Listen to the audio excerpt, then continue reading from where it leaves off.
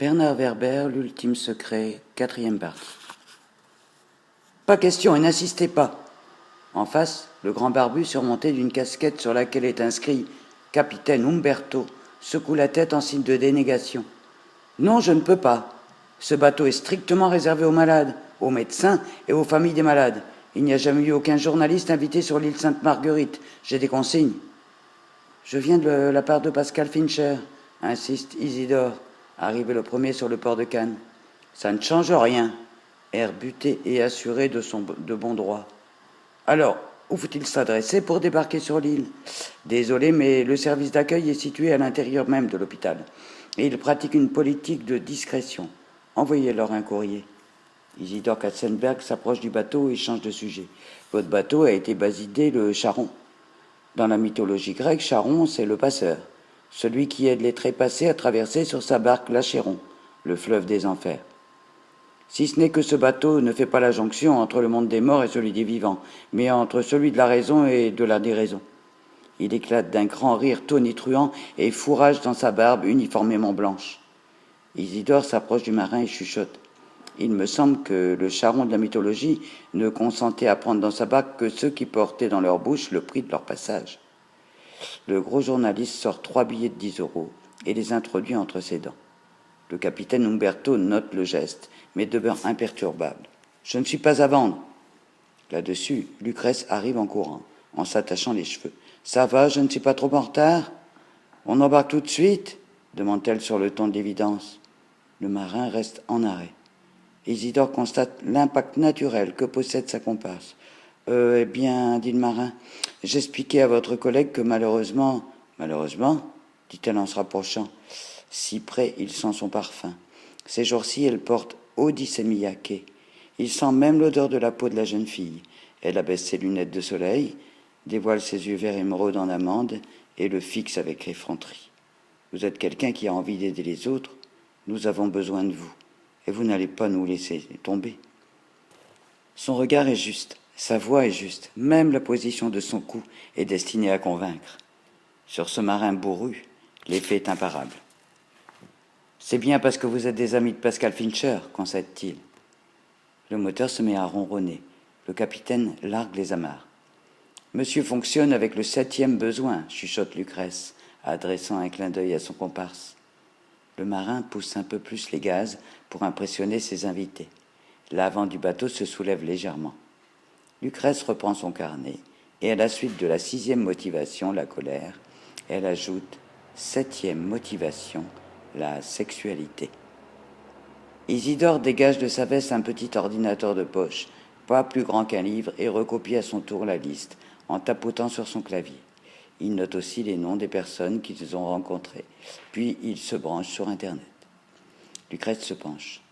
La dernière fois que je vous ai vu dans votre château d'eau, il m'a semblé que vous aviez renoncé à la télévision, au téléphone et aux ordinateurs.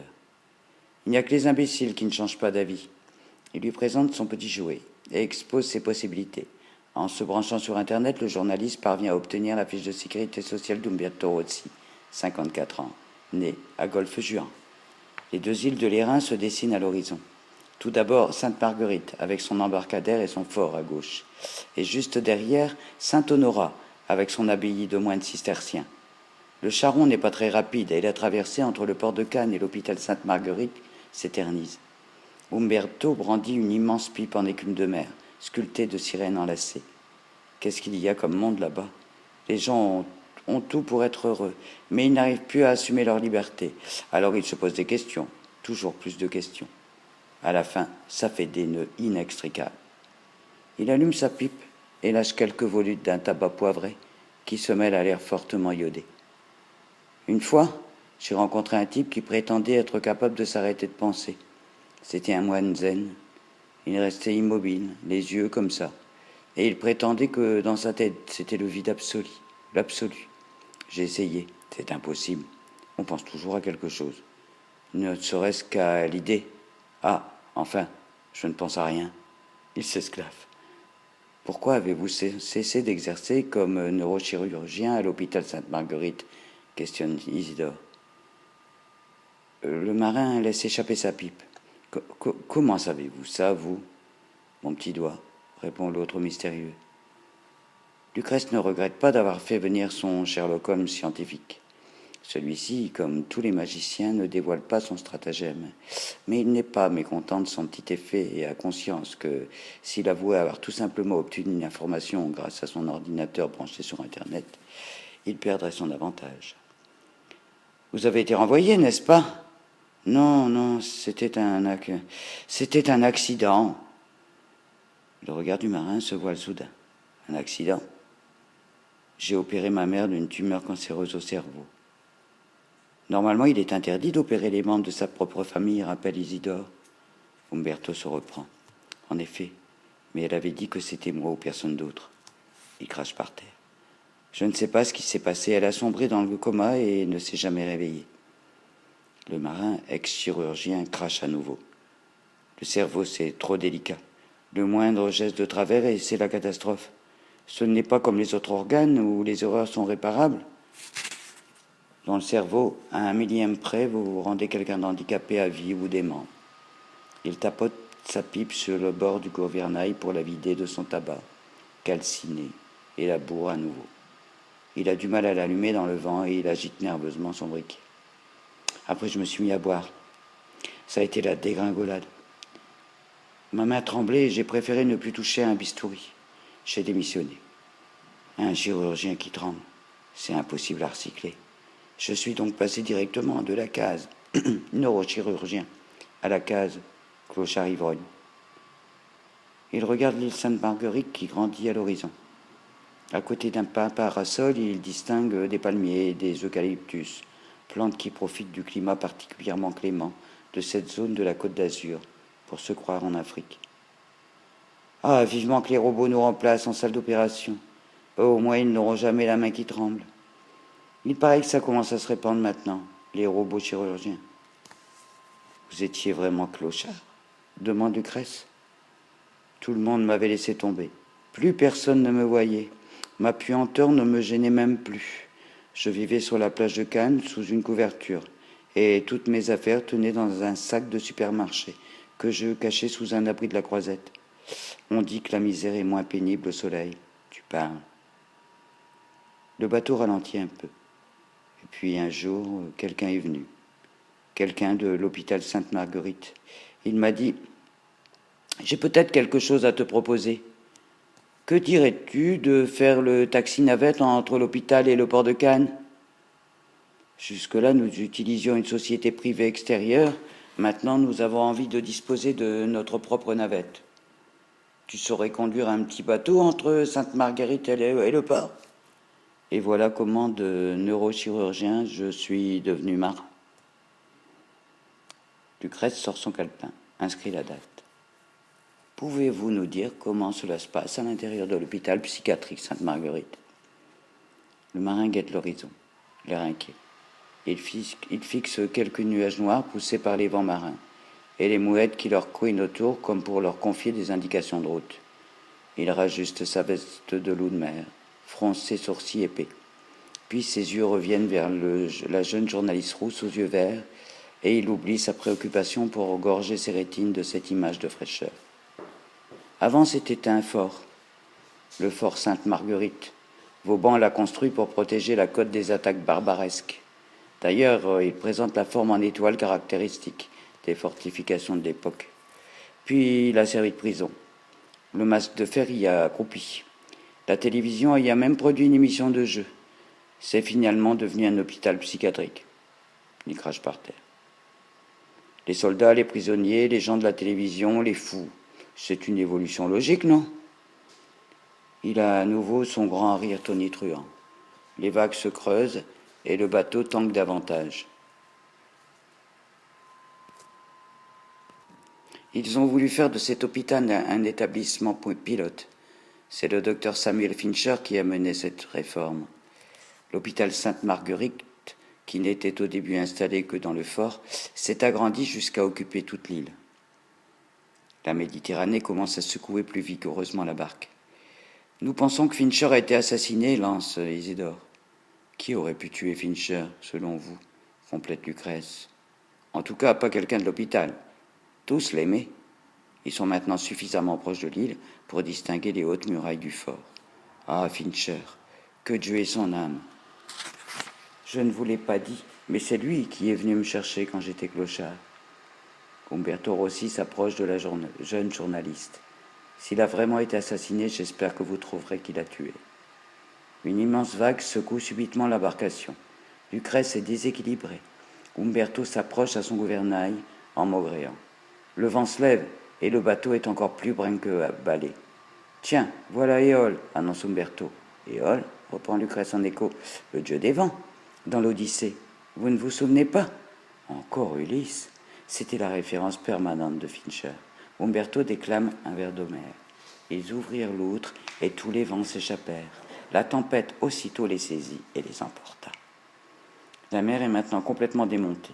Ils sont cahotés de gauche à droite, de haut en bas. Dans l'oreille interne de Lucrèce, c'est l'emballement. Derrière sa collée se trouve son organe percepteur des mouvements, l'utricule. C'est une sphère remplie d'un liquide gélatineux, l'endolymphe, dans laquelle flottent des petits cailloux, des otolithes. Sur la paroi inférieure de cette boule sont implantés des cils. Lorsque le bateau tangue, l'utricule, bien fixé au crâne, bascule dans un sens. L'endolymphe et ses otolithes restent stables, comme une bouteille qu'on incline, mais dont la surface reste toujours d'aplomb. Les cils du fond de l'utricule sont alors pliés par l'endolymphe et transmettent un signal donnant la position du corps dans l'espace. Mais les yeux envoient une autre information, et c'est le mélange des deux signaux contradictoires qui crée la sensation de malaise et l'envie de vomir. Lucrèce Nemrod se soulage par-dessus le bastingage. Isidore vient la rejoindre. C'est horrible comme sensation, clame-t-elle. Dans l'ordre des douleurs, il y a 1. La rage des dents. 2. La colique néphrétique. 3. L'accouchement. 4. Le mal de mer. Le visage de Lucrèce est livide. Alors Poséidon, satisfait, s'en fut préparer quelques tempêtes en d'autres lieux, et laissé libre d'agir à sa guise, Athéna calma les vagues pour protéger Ulysse, déclame le marin. Mais la Méditerranée ne s'apaise pas du tout. Lucrèce trouve la force de relever son visage pour regarder l'immense et sombre forteresse de l'hôpital Sainte-Marguerite. Ils étaient tous là. Sa femme Isabelle, ses filles, son chien Lucullus, son ami Bertrand Moulineau, quelques collègues de travail. Samuel Fincher remarqua que Jean-Louis Martin bavait, et délicatement, avec son mouchoir, il lui essuya la commissure des lèvres avant de les laisser entrer. Il entend de l'oreille gauche et voit avec l'œil droit, mais il ne peut ni s'exprimer ni bouger. Parlez-lui, touchez-lui la main. Il pourrait se produire une réaction émotionnelle, annonça-t-il. Son vieux berger allemand, Lucullus, en tête du cortège, ne se précipita pour lui lécher la main. Ce mouvement spontané d'affection détendit l'atmosphère. Lucullus, mon Lucullus. Ses filles l'embrassèrent. Comme je suis content de vous voir, mes chéris, mes petites chéries adorées. Comment ça va, papa? Je ne peux pas parler. Lisez dans mon œil ma présence. Je vous aime. Je suis content d'avoir choisi de vivre pour vous voir à cette seconde. Papa, papa, réponds! Le médecin a dit qu'il ne pouvait pas parler, rappela sa femme. Isabelle, en l'embrassant sur la joue. Ne t'inquiète pas, mon chéri, on est là, on ne t'abandonnera pas. Je savais que je pouvais compter sur vous. Je n'en ai jamais douté. Bertrand Moulineau et quelques collègues de bureau brandirent leurs offrandes, des fleurs, des chocolats, des oranges, des livres. Aucun, en fait, n'avait clairement compris ce qui m'était vraiment arrivé. Ils pensaient que c'était une sorte de traumatisme qui serait suivi d'une convalescence comme les autres. Jean-Louis Martin s'efforçait de rendre son unique œil valide le plus expressif possible, comme il aurait aimé les rassurer et manifester son plaisir de les voir. Mon visage doit être comme un masque mortuaire. Depuis que je suis là, je n'ai pas vu un miroir. Je me doute que je dois être pâle, livide, hagard. Je dois être laid et fatigué. Et je ne peux même pas sourire. Isabelle se trompa d'oreille et lui murmura dans la mauvaise. « Je suis si contente que tu sois... » Elle hésita à peine. « Vivant. » Le docteur Fincher vous a précisé oreille gauche. Mais c'est oreille gauche pour moi. Donc pour vous qui étiez en face, c'est oreille droite. La droite. Heureusement, son oreille valide était devenue beaucoup plus sensible. Et même si on lui soufflait dans son pavillon mort, il parvenait à distinguer les sons. Bertrand enchaîna rapidement dans la même oreille. « Nous sommes tous tellement contents que tu t'en sois tiré. Et à la banque, on attend ton retour de pied ferme. En tout cas, moi, je t'attends pour une prochaine partie d'échecs. Dès que tu seras rétabli, il faut que tu te reposes pour récupérer. Hein, ne fais pas le mariole, n'essaie pas de sortir trop tôt. » Pas de risque. Et n'étant pas sûr d'avoir très bien compris, Bertrand fit le geste de bouger une pièce d'échecs et lui donna une tape amicale. Jean-Louis Martin était rassuré. Tout ce qui lui importait, c'était qu'il ne l'ait jamais oublié. Ah, mes amis, j'existe donc encore pour vous, comme c'est important à mes yeux de le savoir. Je sais que tu vas t'en sortir, souffla Isabelle, près de son oreille insensible. Oui, papa, reviens vite à la maison, reprirent les trois filles dans le même pavillon. Je crois que tu es tombé dans le meilleur service des neurologies d'Europe, dit Bertrand. Ce type qui nous a fait entrer avec les lunettes et le grand front, il paraît que c'est une pointure. Mais déjà le docteur Fincher revenait et leur signalait qu'il ne fallait pas fatiguer son patient et que pour aujourd'hui ce serait suffisant. Il n'aurait qu'à revenir le lendemain. Le bateau-taxi viendrait les chercher à 11h. Non, laisse-les encore avec moi. J'ai besoin de leur présence. Allez, remets-toi vite, hein, dit Bertrand. Fincher se mit face à l'unique œil valide de son patient. Vous avez là une jolie famille. Bravo, monsieur Martin. Le malade d'Ulysse baissa lentement sa paupière en signe d'approbation et de remerciement. Votre oreille et votre œil sont la base à partir de laquelle je compte reconquérir tout le territoire nerveux. C'est possible. Le docteur Fincher s'adressait à lui avec une intensité renouvelée. En fait, tout dépend de vous. Vous êtes un explorateur. Vous défrichez un territoire inconnu, votre propre cerveau. C'est le nouvel Eldorado du 3e millénaire. Après avoir conquis l'espace, l'homme n'a plus qu'à conquérir sa propre cervelle, la structure la plus complexe de l'univers. Nous, les scientifiques, observons de l'extérieur. Vous allez tout expérimenter de l'intérieur. Jean-Louis Martin eut envie de croire en cette possibilité. Il eut envie d'être un explorateur à la pointe de la connaissance humaine. Il eut envie d'être un héros moderne. Vous pouvez réussir si vous êtes motivé. La motivation, voilà la clé de tous les comportements. Je le vérifie en permanence sur mes malades, mais aussi sur les souris de mon laboratoire. Et je peux vous le répéter. Vouloir, c'est pouvoir.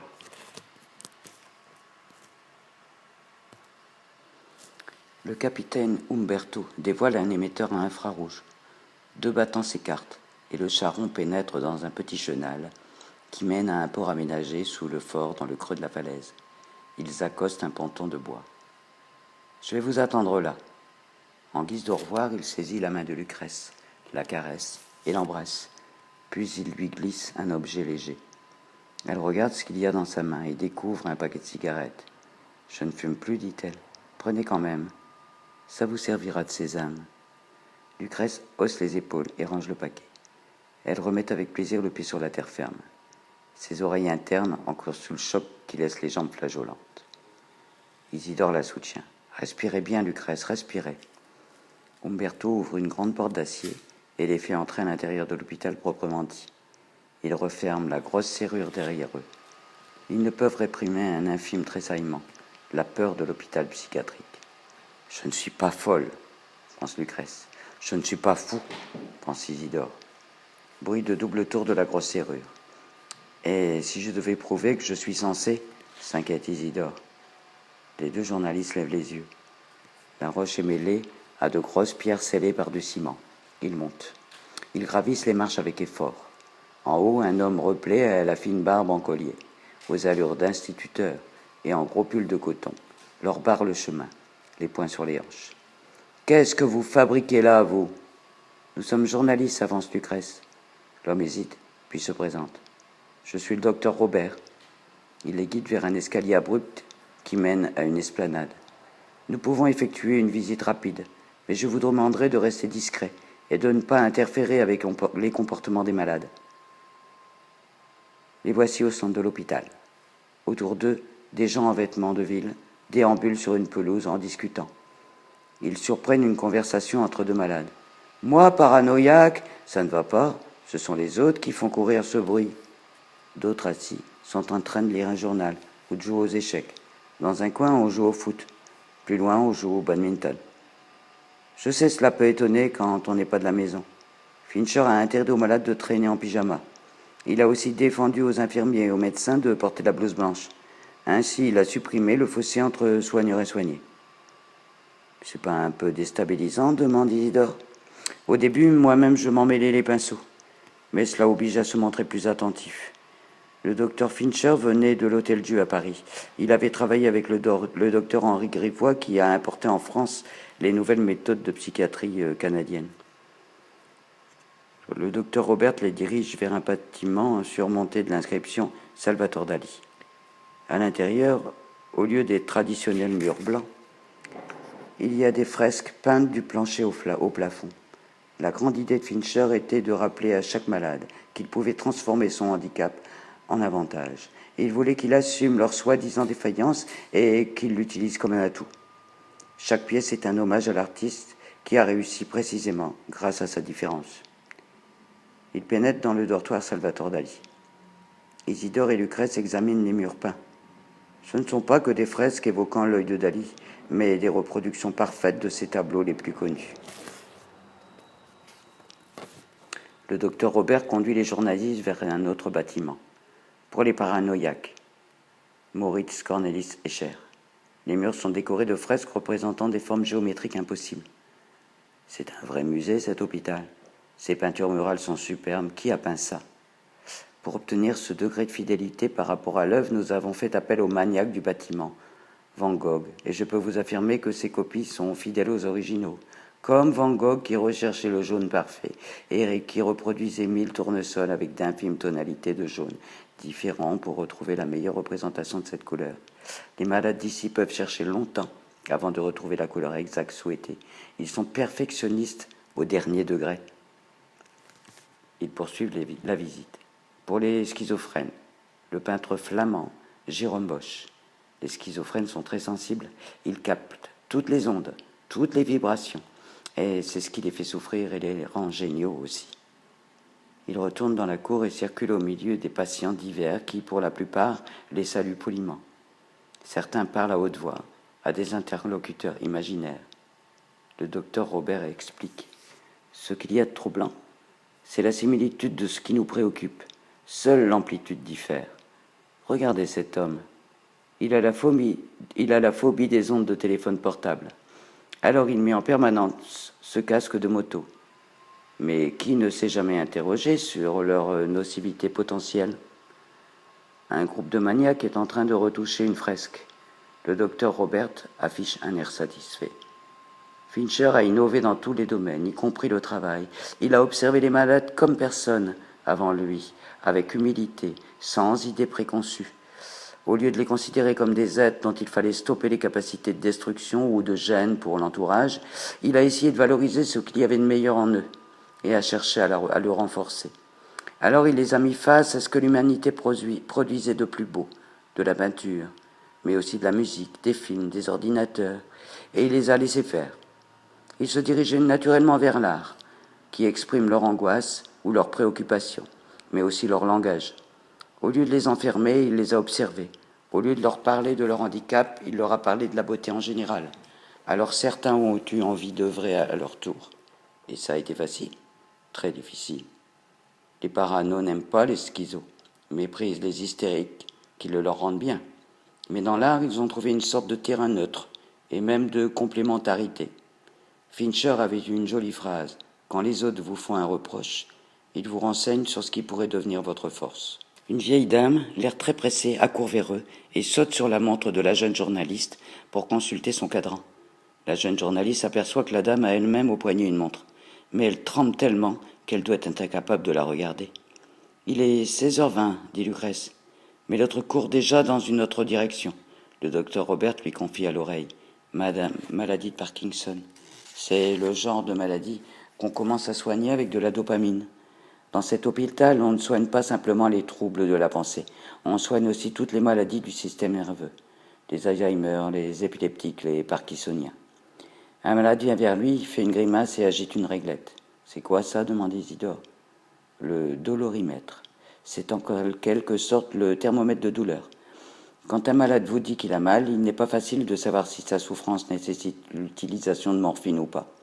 Alors on leur a demandé de graduer la notion de j'ai mal de 1 à 20, et ils indiquent ainsi leur douleur subjective.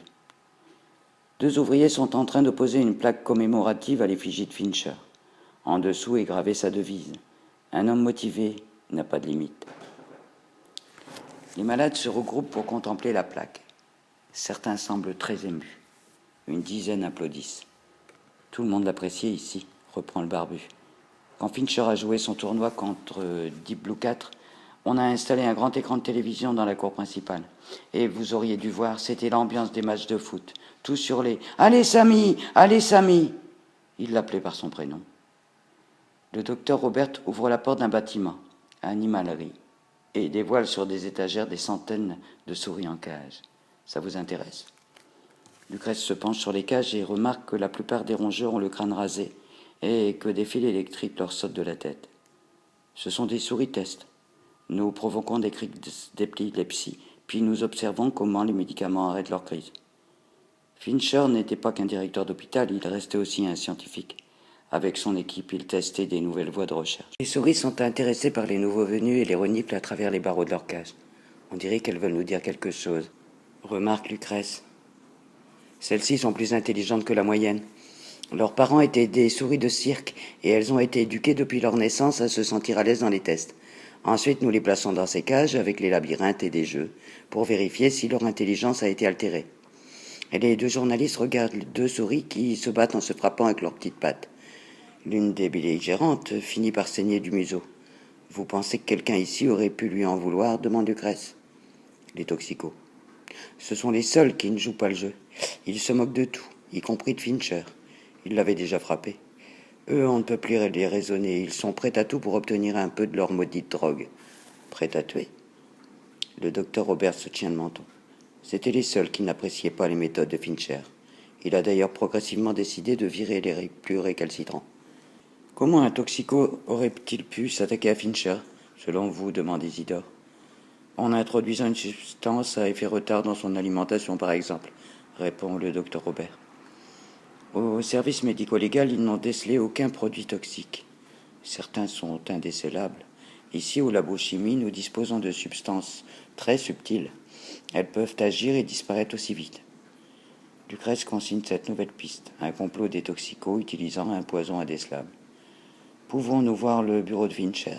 Impossible. Isidore a alors la présence d'esprit de prendre le paquet de cigarettes dans la poche de sa comparse et d'en sortir une. L'homme s'en empare prestement. Il est interdit d'en apporter. Il n'est pas interdit d'en fumer en cachette. Le problème, c'est que nous dormons tous ici. Alors on n'a pas souvent l'occasion de se faire des courses sur la côte. Merci. Le docteur Robert allume la cigarette et ferme les yeux de bonheur. Il aspire par à coup pour pomper plus vite la nicotine. Étonnant. Un asile de fous sans cigarette, remarque Isidore. Dans les autres hôpitaux psychiatriques que j'ai visités, j'ai toujours vu tout le monde fumer. Fincher fumait durant le match contre Deep Blue 4, il me semble, rajoute Lucrèce. L'exception qui confirme la règle. Pour le match, le degré de nervosité était à son paroxysme. Il a pu craquer. Lucrèce sort son carnet et note à toute vitesse. 8e motivation. Le tabac. Isidore, penché sur son épaule, voit sa remarque et chuchote. Non, il faudrait inscrire un groupe plus vaste. Le tabac, l'alcool, les drogues, disons les produits à accoutumance, les stupéfiants. Allez-y carrément. Le devoir, la colère, la sexualité et en 8e position, les stupéfiants. Le docteur Robert est complètement à son bonheur de salir son sang avec l'herbe de M. Nico. Mais sa cigarette a activé le détecteur de fumée et une sonnerie se déclenche. Il s'empresse d'éteindre son mégot inquiet. La vieille dame prétendument atteinte de la maladie de Parkinson surgit alors avec 2 hommes costauds qui s'emparent du docteur Roberts. Se sentant pris, celui-ci aspire goulûment une dernière bouffée de son mégot éteint. « Alors, Robert, il faut encore que tu fasses ton malin ?» Le mégot est arraché et jeté à terre. La vieille dame toise le couple. « Vous vous êtes fait avoir par Robert, il est doué. Il s'est fait passer pour un médecin, je parie. En fait, il est vraiment docteur. Mais il est aussi vraiment malade. L'un n'a jamais empêché l'autre. Robert est un être à personnalité multiple. Bonne leçon pour vous. Il ne faut pas se fier aux apparences ni aux titres. Elle fait signe au malade de déguerpir. Il s'enfuit penaud. La vieille dame se tourne vers Lucrèce et Isidore. Au fait, vous n'êtes pas de la maison. Vous êtes qui? Et qu'est-ce que vous faites là? Ils mettent un temps à répondre, conscience qu'ils ont été floués. Nous sommes journalistes, répond Lucrèce. La vieille dame fulmine. Quoi, des journalistes? Mais on n'en veut pas de journalistes ici. Ce doit être Umberto qui vous a amené jusqu'ici. Cette fois-ci, ce sera le dernier avertissement. S'il vous ramène encore des étrangers dans l'enceinte, on le vire. Pouvons-nous vous poser une question? Désolé, nous n'avons pas le temps. C'est un hôpital ici. Laissez-nous travailler. Déjà, il est reparti, et un infirmier les raccompagne vers le ponton. À cet instant, Isidore se dit qu'il espère ne jamais devenir fou, mais que si un jour il le devient, il souhaite qu'un type comme Fincher s'occupe de lui.